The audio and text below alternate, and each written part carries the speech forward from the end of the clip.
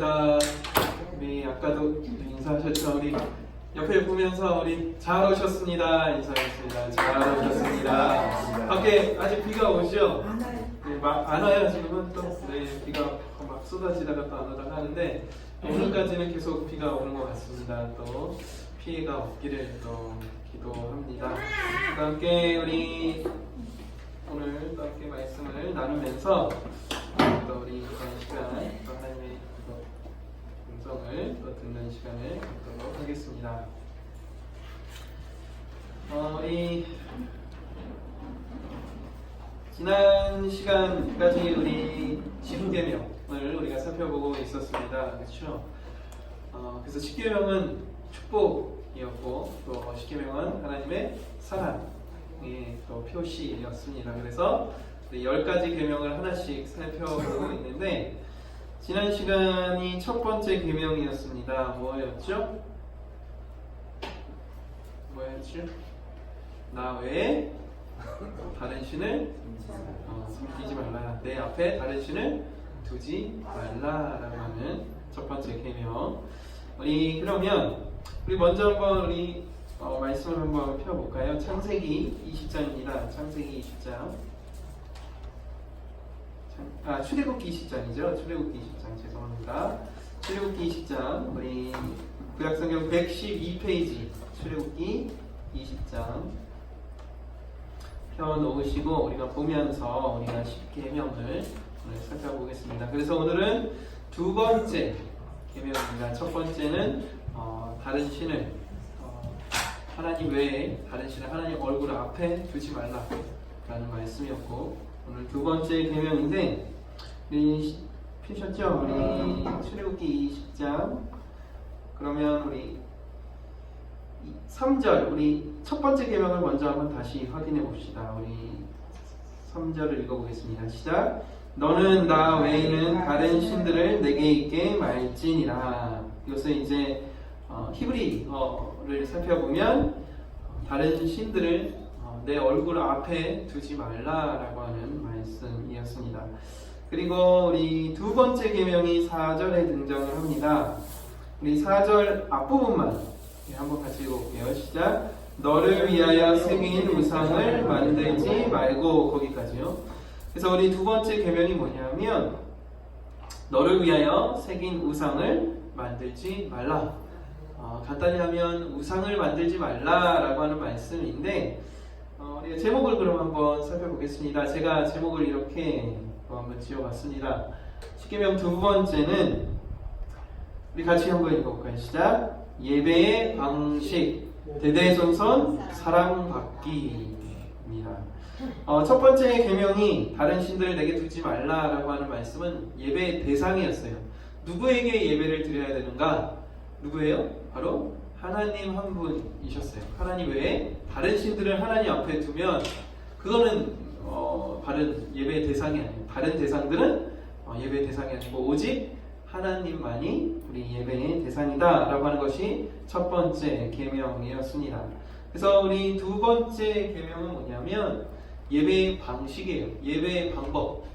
우리 교회도 이런 방식으로 우리가 이렇게 함께 예배를 드리는 거예요. 사실 교회마다 조금씩 또 순서가 다르기도 하고 어떤 모습들이 조금씩 분위기라든지 그런 것들이 다르긴 하지만 그런 방식을 말씀하시는 것이 아니라 핵심적인 예배 방식에 대해서 어떤 방식으로 예배를 드려야 하는지에 대해서 분명하게 말씀해 주시는 부분이 이 두 번째 계명입니다.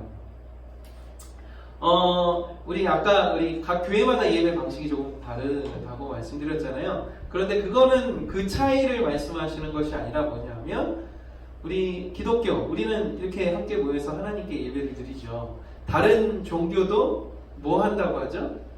예배를 드린다라고 하는 표현이 똑같이 써요. 이 예배가 우리 교회에서만 쓰는 단어가 아니라 다른 종교에서도 모두 다 예배 드린다고 하죠. 어느 신께 누구에게 예배를 드린다라고 표현해요. 다 자신들의 방식으로 예배를 드리고 있는 거거든요. 그래서 하나님이 정확하게 어떤 방식의 예배가 진짜 예배인지를 말씀해 주고 계십니다. 그래서 우리 살펴보도록 하겠습니다. 4절 우리가 한번 앞부분을 읽어봤었는데 4절 전체를 다시 한번 우리 같이 읽어보도록 하겠습니다. 시작. 너를 위하여 새긴 우상을 만들지 말고 또 위로 하늘에 있는 것이나 아래로 땅에 있는 것이나 땅 아래 물속에 있는 것에 아무 형상이든지 만들지 말며. 아멘. 우리 너를 위하여 새긴 우상을 만들지 말라라고 하시면서 우상이라고 표현했죠. 우상이 뭘까요? 우상. 뭐 이렇게 뭐 돌을 깎아서 만들었든지 뭐 이렇게 뭐 금을 이렇게 뭐 깎아서 만들 그런 거죠. 어떤 상 우리 기억하는 뭐 불상이라든지 그런 상들을 우상이다라고 생각하는데 여기에 어떤 것이 우상인지가 나오고 있습니다. 뒤에 보시면 하늘에 있는 것이나 아래로 땅에 있는 것이나 땅 아래 물 속에 있는 것에 아무 형상이든지 만들지 말며. 이게 바로 우상이에요. 뭐냐면 하늘에 있는 거, 땅에 있는 거, 물 속에 있는 모든 동물들이죠. 동물들. 그런 어떤 생물들의 어떤 모습으로 그런 형상으로 무엇이라든지 그것을 만들면 그것이 우상이다라고 말씀하고 있는 것입니다. 그런데 중요한 건 그냥 만든 게 아니에요. 그냥 뭐 하나 만들었다고 그것이 우상이 아니라 그 앞에 다시 하나님께서 말씀하신 대로 우상 앞부분에 누구를 위하여 새긴 우상이라고 그래요? 너를 위하여 새긴 우상이에요. 이렇게 만든 형상들이 결국 누구를 위해서 만든 거예요? 나를 위해서 만든 거예요. 내가 어떤 필요를 위해서, 나의 필요를 위해서 만든 형상이 바로 우상이다라고 말씀하고 계신 것입니다. 그리고 그 뒤에 5절을 보시면 5절에 5절 앞부분 우리 2줄 정도까지만 한번 읽어볼게요. 시작. 그것들에게 절하지 말며 그것들을 섬기지 말라. 여기까지. 그것들에게 절하지 말며 그것들을 섬기지 말라라고 말씀하고 계세요. 그러니까 어떤 형상을 만들어 놓고 이제 뭘 하는 거예요? 예배를 드리는 거예요. 예배를 드리기 시작하는 거예요. 이 예배의 방식에 대해서 하나님께서 말씀하고 계신데 어떤 형상을 만들어 놓고 그것이 이제 우상이 됐죠. 그것이 그 앞에 이제 절하고 섬기면서 예배를 드리고 있는 거예요. 이렇게 예배 드리지 말라라고 말씀하고 계십니다. 이런 방식으로 예배 드리지 말라라고 말씀하고 계십니다. 그러면 이 말씀을 지금 이 당시에는 이스라엘 백성들에게 주신 말씀이지만 지금은 우리에게도 동일하게 말씀하고 계신 것인데 혹시 우리가 하나님을 이렇게 지금 하나님께 예배드리고 있잖아요. 그런데 혹시 집이나 뭐 본인이 하나님의 어떤 형상을 만들어서 가지고 계신 분 계세요? 나는 하나님을 이런 식으로 나는 예배하고 있어. 그래서 하나님의 형상을 딱 만들어서 이렇게 뭔가 이렇게 거기에 절하고 하시는 분 계신가요? 없으시죠. 당연히 없으시죠. 그거는 우리의 상식에서 전혀 이해가 되지 않는 부분이에요. 그것이 사실은 이 기독교와 우리가 이제 믿고 있는 이 하나님을 믿고 있는 우리 기독교와 다른 종교 그리고 어떤 사이비 이단들과 다른 부분이에요. 그것이 뭐냐면 우리는 보이지 않는 하나님을 믿는 거예요. 보이지 않는 하나님을 믿고 있는 거예요. 그런데 다른 종교들은 다 뭔가요? 보이는 어떤 형상들을 믿고 있는 거예요. 그러니까 하나님은 분명히 예배의 방식을 말씀하고 계세요. 그렇기 때문에 구분할 수 있죠. 우리는 보이지 않는 하나님을 믿는 거예요. 그 보이지 않는 하나님께 예배드리는 거예요. 그런데 그렇지 않는 모든 종교, 다른 어떤 모든 것들은 바른 예배 방식이 아니다라고 분명히 말씀하고 계신 것입니다. 그런데 사실 우리 기독교라고 하는 우리가 믿고 있는 우리 교회에도 사실 뭐가 있죠? 십자가가 있죠. 교회마다 다 십자가가 있죠. 근데 사실 이 십자가는 어떤 교회를 표시하는 어떤 로고, 상징적인 부분이에요. 그런데 이것조차도 사실 어느 교회들은 이 십자가도 우상이 될 수 있다라고 해서 교회 안에 십자가를 세우지 않는 교회들도 있는데 우리는 십자가 있죠. 근데 십자가가 조금 다르죠. 우리는 뒤에 뭐가 있어요? 꼬리가 붙어 있어요. 그죠? 이것을 이제 설명하기 위해서 더 우리가 확실하게 알기 위해서 어떻게 됐죠? 예수님께서 나의 죄를 위해서 십자가에 죽으시고 무덤에 묻히셨다가 3일 만에 부활하신 예수님이 나의 주인이십니다 라고 하는 그것을 보고 깨달아 알기 위해서 이렇게 표현해 놓은 거잖아요. 그런 것이 아닌 이 예배 방식에 대해서 뭐 어떤 눈에 보이는 어떤 우상들을 세우고 섬기는 것은 바른 예배가 아니다 라고 분명히 하나님께서 가르치고 계신 것입니다. 그러면 왜 이스라엘 백성들에게 이것을 두 번째 계명으로 알려주셨을까요? 왜냐하면 잠깐 이 출애굽기 지금 10계명을 지금 모세를 통해서 시내산에서 지금 전해주고 계신데 이 시내산 밑에서 지금 일어나고 있는 일들을 잠깐 살펴보도록 할게요. 지금 20장을 펴셨죠? 조금 뒤로 넘기셔서 32장 출애굽기 32장 130페이지 뒤로 한 뭐 10장 정도 뒤로 넘기시면 32장이 등장을 합니다.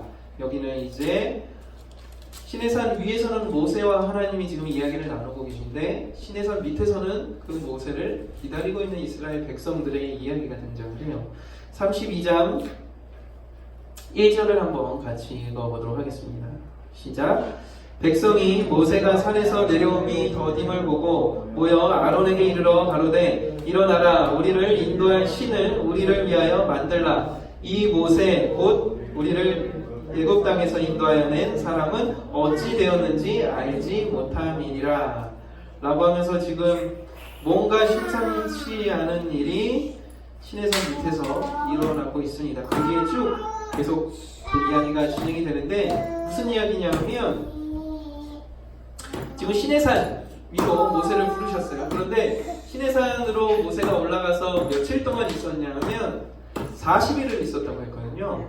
40일을 있었어. 근데 나 40일 있다가 올 테니까 기다려라 라고 하지 않으셨어요. 그냥 올라가셨어요. 그런데 하루가 지나고 이틀이 지나고 열흘이 지나고 한 달이 지났는데도 모세가 내려올 생각을 안 하는 거예요. 우리 지난 시간에 잠깐 봤었죠. 시내산 위에서 어떤 하나님이 그 시내산에 계시는 모습을 간접적으로나만 느꼈어요. 뭐냐면 뭐 우레 소리가 막 천둥 소리가 나고 거기에 안개가 가득히 끼어 있고 뭔가 이런 우렁 막 무슨 소리가 막 나니까 두려운 마음이 들었었거든요. 하나님이 저기 계시는구나라고 하는 것을 깨달았었는데 점점 이게 시간이 지나니까 이 이스라엘 백성들이 이제 이렇게 생각하게 된 거예요. 지금 우리 아까 1절에 읽었던 것처럼 모세가 산에서 내려옴이 더딤을 보고 이제 아론, 모세의 형이에요. 모세의 형 아론에게 이야기하는 거예요. 아론이 이제 대리로 거기서 이제 있었겠죠. 모세 대신이 있었는데 그 아론에게 말합니다. 일어나 우리를 인도한 신을 우리를 위하여 만들어 달라라고 말합니다. 하나님께서 분명히 이스라엘 백성들 출애굽 구원해 주셨죠. 애굽에서 구원해 주시고 그 다음에 홍해까지도 건너게 해주셨어요. 그리고 건넌 뒤에 광야였지만 그곳에 물도 없고 먹을 것도 없었지만 하나님이 물도 주셨어요. 또 먹을 것도 주셨어요. 이스라엘 백성들이 목마를 때 불평하고 물 달라 그러고 배고플 때 밥 달라고 불평을 했거든요. 그런데 하나님은 그때마다 이걸 다 채워주셨어요. 그런데 지금은 그거랑은 차원이 다른 부분을 요구를 또 하는 거예요. 뭘 요구를 하나요? 자기들을 인도할 신을 달라고 하는 거예요.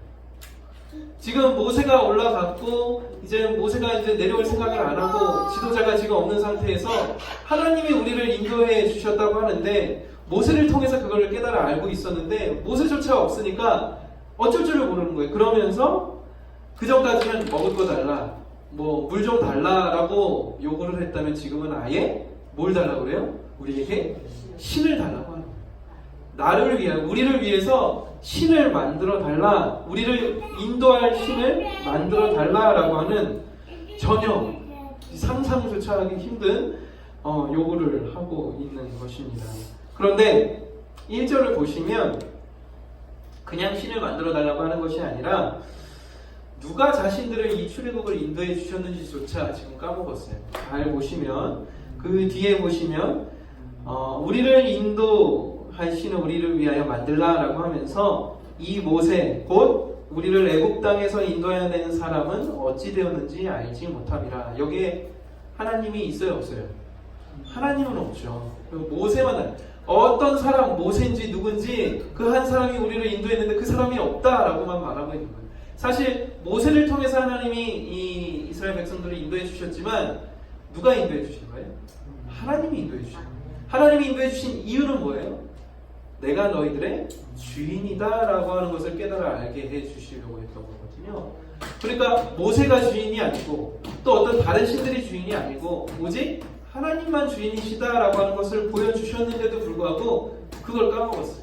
그걸 완전히 잊어버리고 모세라는 사람이 우리를 인도했는데 모세가 없으니까 우리를 인도할 뭘 만들어 달라? 신을.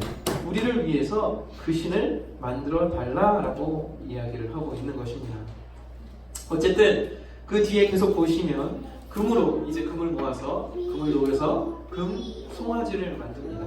그래서 금 송아지를 만들어서 그 뒤에 4절을 보시면 그 송아지를 만들어요. 그러면서 이 아론이 4절에서 그 송아지를 만들고 뭐라고 말하냐면 그들이 말하되 이스라엘아 이는 너희를 애굽 땅에서 인도하였네 너희의 신이다 라고 하면서 보여줘요.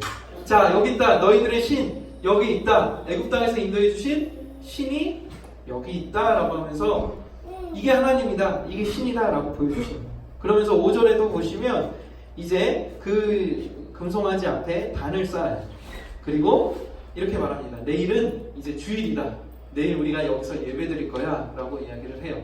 이건 뭐냐면 완전히 전혀 다른 예배 방식을 보여주고 있는 거예요. 하나님은 이 두 번째 계명을 통해서 올바른 예배 방식을 말씀해 주시고 계신데 이스라엘 백성들은 지금 어떻게 예배해요? 자기들 마음대로 자기들의 필요에 따라서 신을 만들고 자기들의 필요에 따라서 이 신에게 지금 예배를 드리기 시작하는 것입니다. 이게 우리의 상식으로 이해가 되시나요? 저도 이것을 읽으면서 어떻게 이스라엘 백성들이 하나님이 분명히 인도해 주셨고 홍해까지 건너게 해주셨고 조금 전에 시내산에서 하나님이 저기 있다고 말씀하셨고 그것을 느꼈으면서도 불구하고 어떻게 그 밑에서 다른 신을 만들어서 이게 하나님이다 라고 할 수 있을까? 그런데 이 당시의 이 이스라엘 이 시대 이 상황을 보면 이해가 돼요. 왜냐하면 이스라엘이 어디에 있었어요? 지금 여기 오기 전에? 애굽에 있었죠. 애굽에서 몇 년 동안 있었어요? 400년 동안 있었어요. 400년 동안 이스라엘이 애굽에 노예 생활을 하고 있었어요. 그러면 뭘 보고 배웠겠어요? 애굽에서의 어떤 그 생활, 삶을 그 세상을 보고 배웠어요. 애굽에는 뭐가 있었냐면 수많은 신들을 만들어내는 그 신들의 공장이었어요. 뭐냐면 뭐 동물이라든지 식물이라든지 아니면 뭐 눈에 보이지 않는 어떤 자연 현상까지도 막 그런 것까지도 다 신을 만들어서 눈에 보이게 하는 거예요. 이것도 신이고 이것도 신이고 이것도 신이다 라고 하는 것을 신은 뭐예요? 눈에 보여야 되는 거예요. 이 애굽에서 400년 동안 신은 뭐다? 눈에 보여야 하는 거였어요. 그래서 눈에 보여야 안심이 되는 거야. 아 이게 바로 나의 신이구나. 아 이게 바로 나를 지켜주는 신이구나. 나를 인도해 주시는 분이구나 라는 것을 그때서야 안심이 되는 거예요. 그런데 하나님은 사실은 하나님은 처음부터 보이시는 분인가요? 안 보이시는 분이죠? 하나님은 처음부터 지금까지 보이지 않으시는 분이에요. 보이지 않는 존재셨어요. 그런데 이 지도자인 이 모세도 지금 40일 동안 보이지 않으니까 이 이스라엘 백성들은 400년 동안 자기들이 이렇게 몸으로 익혔던 신은 눈에 보여야 한다. 그래서 신을 만들어 달라고, 신을 보여달라고 요구하는 것은 당연한 거예요. 신이 없으니까 지금.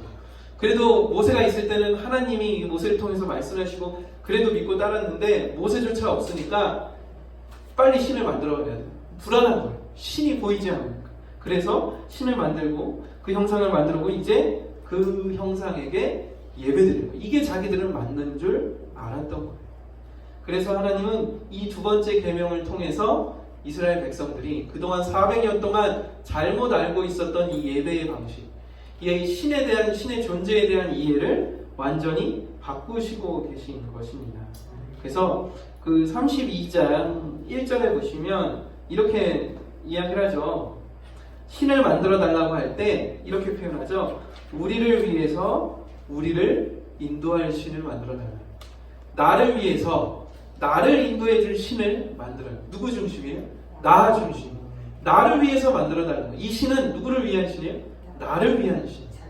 하나님은 이미 하나님이 주인이셨지만 이들이 만들어내는 신은 나를 위해서 만드는 신이에요. 내 밑에 존재하는 신인 거예요. 그래서 하나님께서 아까 두 번째 계명 20장 4절에서 뭐라고 표현하셨냐 하면 너를 위해 신들을 만들지 마. 우상을 만들지 말라. 너를 위해 우상을 만들지 나를 위해 너 자신을 위해 우상을 만들지 말라라고 분명히 찝어서 말씀하고 계십니다. 그런데 반대로 이스라엘 사람들은 누구를 위해 신을 만들었어요? 나를 위해 우상을 만들었어요. 그러니까 하나님께서는 이스라엘 백성들에게 너를 위해 우상을 만들지 말라라고 말씀하시고 지금 우리에게도 뭐라고 말씀하신 거예요? 우리를 위해 우상을, 우리를 위한, 나를 위한 신을 만들지 말라라고 말씀하고 계신 거예요. 그것은 나를 위해 예배하지 말라.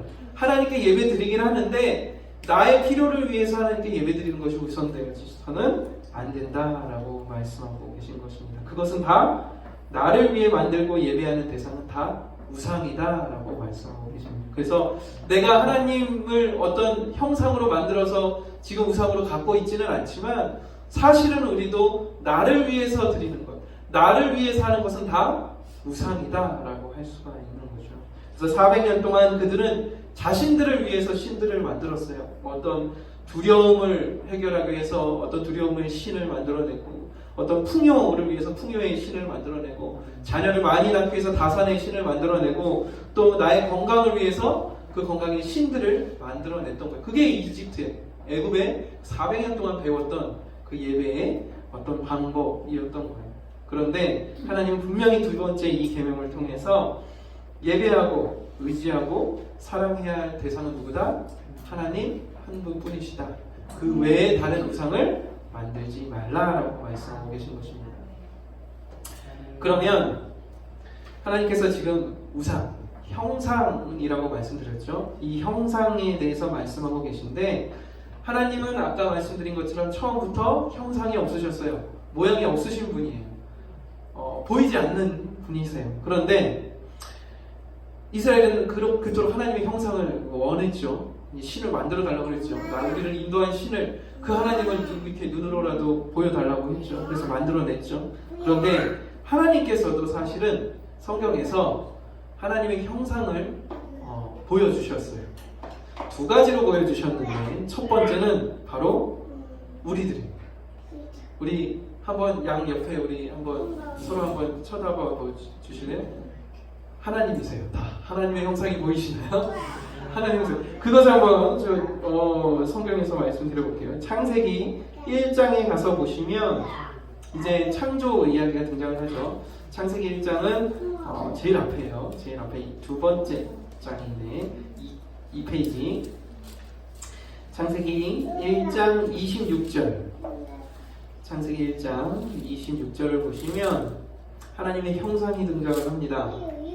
우리 26절 같이 한번 읽어볼게요. 시작. 하나님이 가라사대 우리의 형상을 따라 우리의 모양대로 우리가 사람을 만들고 그로 바다의 고기와 공중의 새와 육축과 온 땅과 땅에 기는 모든 것을 다스리게 하자 하시고 하나님께서 사람을 만드시면서 누구의 형상으로 만드셨대요? 하나님의 형상으로 만드셨대요. 하나님의 형상이 없으신 분인데 하나님의 형상이 없으신 분인데 하나님의 형상으로 만들어진 게 누구예요? 바로 사람이에요. 그럼 우리가 서로 사람들을 봤을 때 서로를 봤을 때 누가 보여야 돼요? 하나님이 보이는 거예요. 보이시나요? 다시 한번 하나님 보이시나요? 그런데 사실은 하나님께서도 우리 사람을 통해서 하나님을 보시기를 원하십니다. 우리 사람을 통해서 하나님의 형상이 드러나기를 원하시는 거예요. 그런데 왜 이게 드러나지 않냐 하면 이 아담과 하와 그 사단이 어떻게 했죠? 주인을 바꿔버렸죠. 그래서 내가 주인된 죄가 들어오고 나니까 그 죄로 인해서 하나님의 형상이 가려져 버린 거예요. 이제 더 이상 하나님의 형상이 우리를 통해서 드러나지지가 않는 거예요. 뭐 때문에? 이 내가 주인된 죄 때문에. 이 죄 때문에 이 하나님의 형상이 보이지를 않는 거예요. 그런데 하나님은 여전히 우리의 모습을 통해서 하나님의 형상을 다시 한번 또 보시기를 원하죠. 다시 한번 우리가 여전히 하나님의 형상으로 살아가기를 원하시고 회복되어지시기를 원하시고 계신 거예요. 우리의 모습이 그 하나님의 형상이 다시 드러나시기를 원하시는데 그러기 위해서 두 번째로 하나님의 형상을 또 보여주셨어요. 우리의 모습이 하나님의 형상이었는데 우리 이번에는 우리 신약 성경을 한번 잠깐 또 펴보도록 하겠습니다. 골로새서 1장 골로새서 1장은 324페이지입니다. 신약 324페이지 골로새서 1장 15절입니다. 골로새서 1장 15절 16절 골로새서 1장 15절 16절입니다. 324페이지 우리 한번 같이 읽어보도록 하겠습니다. 그는 시작 그는 보이지 아니하시는 하나님의 형상이요 모든 창조물보다 먼저 나신 자니 만일물이 그에게 창조되되 하늘과 땅에서 보이는 것들과 보이지 않는 것들과 혹은 보좌들이나 주관자들이나 정사들이나 권세들이나 만물이 다 그로 말미암고 그를 위하여 창조되었고 이 골로새서에서 예수님을 이렇게 표현하고 있습니다. 어떻게 표현하나요? 15절 보시면 이 예수님은 보이지 아니하시는 하나님의 형상이다 라고 했습니다. 하나님의 형상이 하나님은 보이지 않는 분이신데 하나님의 형상으로 보여진 분이 바로 누구예요? 예수님이십니다. 이 하나님이 인간의 모습으로 이 땅에 오셨는데 이 예수님이 바로 하나님이시다라고 말씀하고 계신 거예요. 이 하나님, 이 예수님이 창조주이시고 만물이 창조되기 이전부터 이미 계셨고 하나님이시죠. 그리고 이 만물을 창조하신 분이 바로 이 하나님, 바로 이 예수님, 지금 눈에 보이는 이 당시 사람들은 예수님을 다 봤겠죠. 그럼 누굴 본 거예요? 하나님을 본 거거든요. 하나님의 형상으로 이 예수님이 이 땅에 오셨는데 이것이 바로 하나님의 형상이 바로 예수 그리스도이시다라고 한 것입니다. 그래서 하나님이 우리가 하나님을 볼 수 있도록 지금 신들을 만들고 있잖아요. 그래서 그것이 신이다, 그것이 하나님이다 라고 믿고 섬기고 예배하고 있는데 하나님이 우리가 볼 수 있도록 나타내 보이신 유일한 분이 바로 예수님이신 거예요. 근데 그 당시 사람들은 우리는 그 예수님이 하나님인 거 지금 알고 있지만 믿고 있지만 당시 사람들에게는 이 예수님이 하나님으로 보였을까요? 그냥 옆집 아저씨로 보였을까요? 사람으로 보였겠죠. 예수 영화를 보면 이 예수님이 주인공이니까 굉장히 멋있는 어떤 배우들이 이 예수님 역할을 하거든요. 굉장히 멋있거든요. 그런데 사실 잘 생각해 보면 그 당시 그 시골 동네에서 목수의 아들로 태어난 예수님이 물론 잘생기셨다라고도 할 수 있겠지만 평범하게 우리랑 똑같이 생기셨겠죠. 그렇다면 그 예수님의 모습을 보면서 저분이 진짜 하나님이에요. 우리가 하나님을 보고 있네 라고 할 수 있었을까요? 다 몰랐을 거예요. 다 몰랐어요 사실. 그런데 그 예수님이 결국에는 그 예수님이 하나님인 걸 하나님은 확실하게 보여주셨어야 했어요. 그래서 이 예수님을 십자가에 죽게 하시고 그리고 3일 만에 어떻게 하셨나요? 다시 살아나게 부활하게 해주신 그 하나님이 그 부활시키신 이유가 뭐냐면 바로 이 예수님이 하나님의 형상이다 라고 하는 것을 보여주시는 거예요.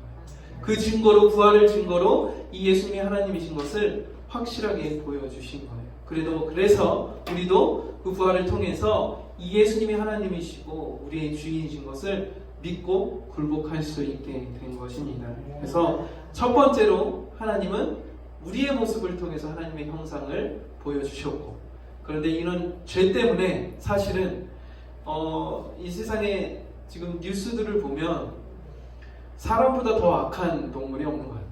사람이 굉장히 악하죠. 어쩌면 저렇게 악한 이 일들을 할 수 있을까라고 하는 것을 뉴스를 통해서 보게 되는데 사람보다 더 악한 존재가 없어요. 그런데 그것은 뭐예요? 다 죄로 가려져 있기 때문에 사실은 우리 자신을 봐도 나 자신을 봐도 내가 그렇게 하나님처럼 내가 하나님의 형상인가?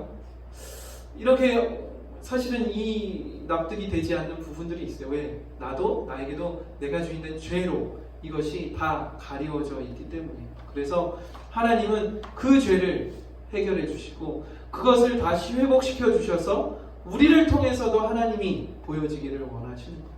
그래서 누구를 보내주신 거예요? 하나님의 형상이신 예수님을 보내주신 거예요. 그래서 두 번째로 하나님의 형상은 바로 예수님이십니다.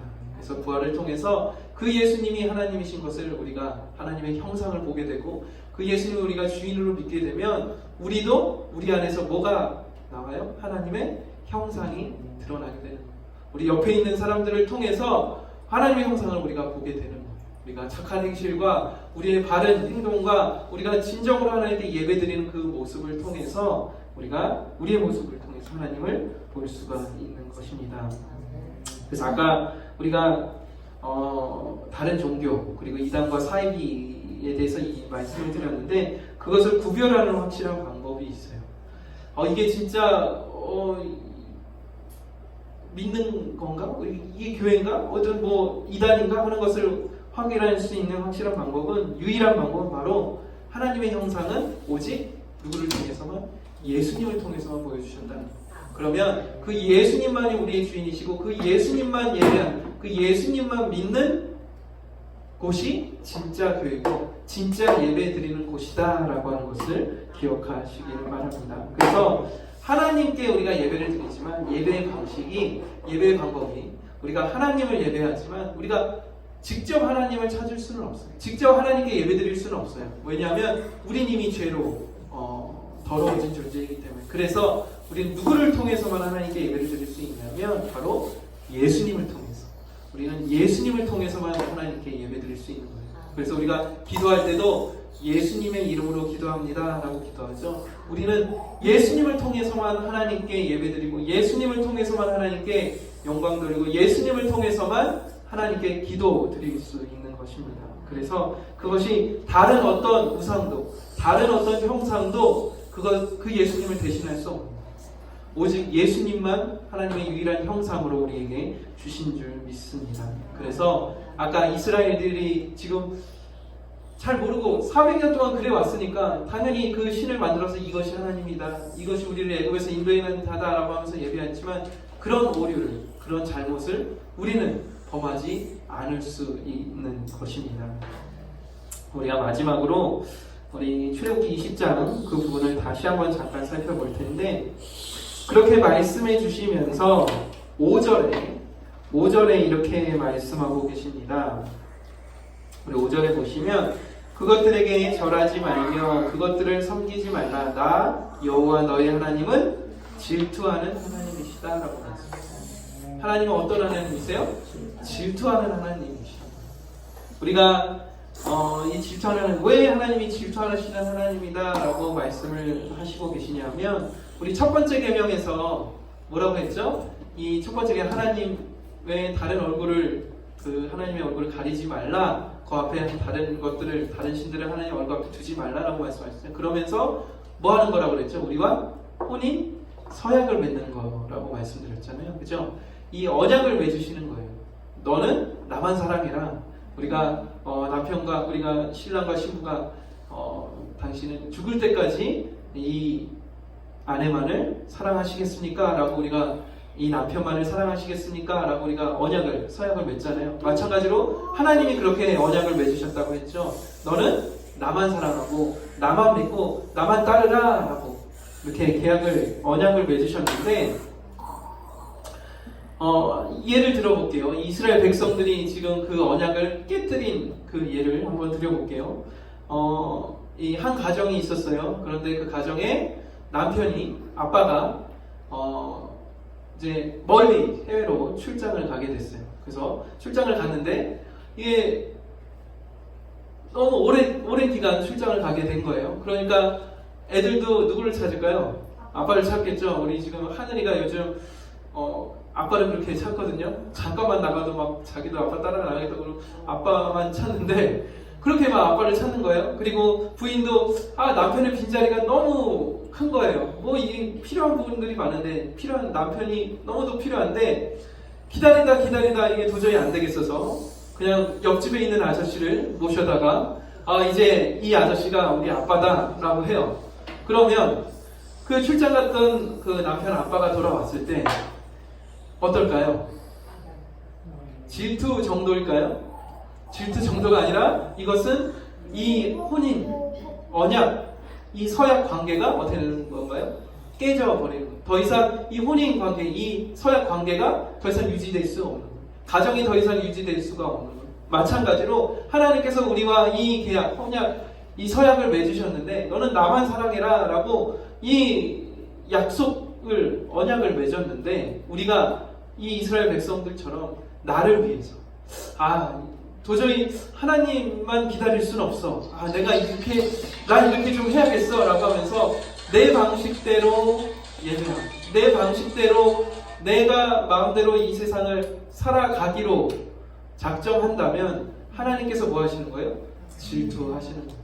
그래서 질투하시는 하나님이라고 말씀하시는 거예요. 질투 정도가 아니라 이 하나님과의 관계가 깨져버리고 마는 것입니다. 더 이상 유지할 수가 없는 거예요. 그래서 하나님께서 두 번째 계명, 너를 위하여 새긴 우상을 만들지 말라.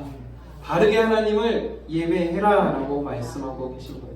그래서 우리가 이 세상에 살아갈 때 실질적으로 뭐 어떤 우상을 만들어서 우리가 그 우상이 하나님이다 라고 하면서 거기에 예배드리고 있지는 않지만 이 세상과 조금 타협하고 이 세상에 우리가 살아가는데 내가 하나님을 믿고 있지만 내가 교회 다니고 있지만 내가 예수님이 주인이라고 지금 말하고 있지만 어느 부분은 좀 이 세상에서 좀 어울려서 이 정도 내가 믿음 생활해도 되지 않을까 라고 하는 부분들이 있을 수 있을 거예요. 그것이 바로 나의 우상을 만들어내는 것들이에요.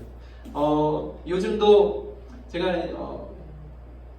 예수님 안 믿는 이 세상 친구들을 가끔씩 이렇게 만나거나 이렇게 이제 통화를 하고 이야기를 하다 보면 가끔씩 그거를 물어보는 친구들이 있어요.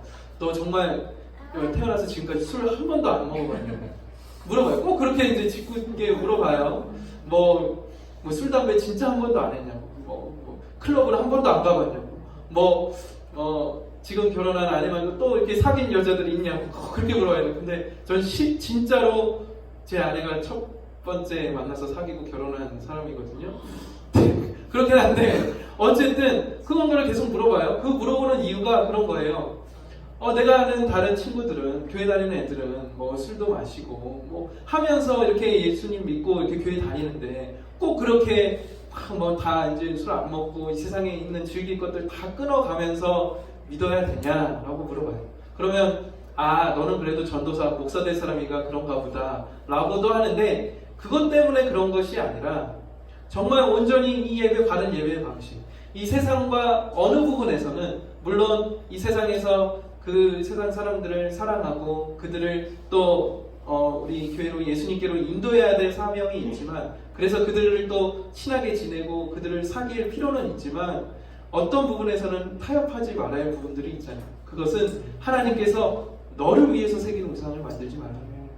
너를 위해서 좀 편하게 이 세상에서 살려고 한다면 좀 편하게 신앙생활 하려고 그런 이 세상과 타협하려고 하는 그런 것들은 다 너를 위해서 새기는 우상들이다. 그것은 바르게 예배 드리는 것이 아니다 라고 말씀하고 있는 거예요. 그래서 그렇게 이제 술 먹냐고 물어보는 친구들은 좀 같이 이렇게 마시면서 그러면 또 전도도 되고 그렇게 할 수 있지 않냐라고 말하는데 사실 그것은 저와 타협할 수 없는 부분. 그럼 물론 그 아이들을 그 친구들을 사랑하고 그들에게 복음을 전하지만 우리가 바른 방식으로 우리는 이 세상과는 다른 온전히 하나님께서 이 십계명을 주신 이유도 이 하나님만을 온전히 예배하는 그런 삶을 이 세상에서 살아가기를 원하시는 하나님의 사랑의 표시이기 때문에 우리는 그렇게 지키고 살아야 되는 줄 믿습니다. 그래서 혹시 제가 이렇게 얘기했다고 그럼 나는 어떻게 해야 되는가? 각자 하나님 앞에서 우리가 기도해 보시기 바랍니다. 그러면 이 십계명 안에서 하나님께서 분명히 우리에게 그 물음에 대한 해답을 주실 줄 믿습니다. 그래서 그 뒷부분에 이제 결론을 지으면서 하나님께서 뭘 말씀해 주시냐면 그 5절 뒷부분에 보시면 나를 미워하는 자의 죄를 갚되 아비로부터 아들에게로 3, 4대까지 이르게 하거니와 나를 사랑하고 내 계명을 지키는 자에게는 1000대까지 은혜를 베푸느니라 라고 말씀했습니다. 그래서 여기 마지막 줄에 제가 대대손손 뭘 받아요? 사랑을 받기 원해요.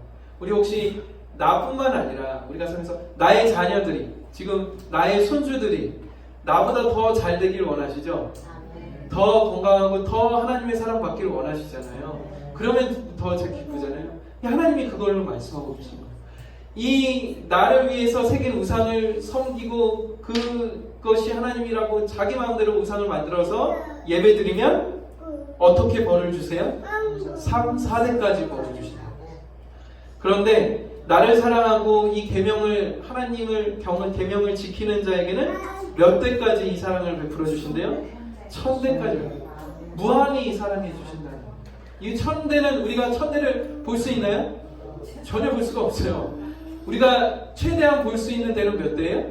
한 3대? 여기 말하는 3, 4대까지. 그러니까 하나님께서 말씀하시는 것은 눈에 분명히 보여주신다는 거예요. 내가 주인 돼서 내 마음대로 이렇게 예배드리게 되면 나뿐만 아니라 내 자손들까지 나의 이 잘못된 예배 방식으로 이들까지도 벌을 받는 잘못된 신앙생활을 하게 되는 모습을 우리가 볼 수밖에 없다는 거예요. 그런데 반대로 우리가 바르게 하나님을 섬기고 우리가 그 예수님을 통해서 부활을 통해서 예수님이 나의 주인이심을 분명히 알고 예수님을 통해서 예배를 드리면 1000대까지는 몰라도 우리의 눈앞에서 우리의 자녀들이 그 하나님의 사랑을 누리면서 이 세상을 살아가는 것을 우리가 보고 살아갈 수 있다라는 것입니다. 그래서 지금 여기 계신 우리 각자 우리에게 혼자 오신 분들도 있고 우리 가정들이 있는데 각자의 가정을 위해서도 우리가 각자의 삶을 위해서도 우리가 오늘 두 번째 계명 너를 위하여 새긴 우상을 만들지 말라라고 하는 그 계명을 분명히 기억하시고 거기에서 우리가 굴복하며 우리가 바르게 예배드리는 우리 정다운 가족이 됐으면 좋겠습니다. 그러면 잠시 눈을 감으시고